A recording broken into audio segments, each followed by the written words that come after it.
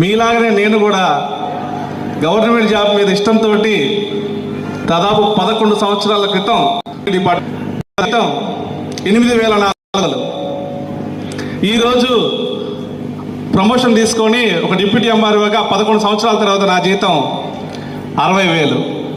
చూడండి, ఇక్కడ స్టేజ్ మీద ఇప్పుడు 50,000 దాటిన వాళ్ళు ఎంతమంది అంటే 10 మంది దాకా వచ్చారు. కానీ వాళ్ళందరూ సంవత్సరం పనిచేస్తేనే 50,000 దాటినాయి. నేను 11 సంవత్సరాలు కష్టపడితే నా జీతం 60,000. సో 1,00,000 సంపాదించాలంటే మన ఎంఎస్ఆర్ చెప్పినట్టు ఇక్కడ సంవత్సరం ఉంటే 1,00,000 వస్తుంది అన్నారు.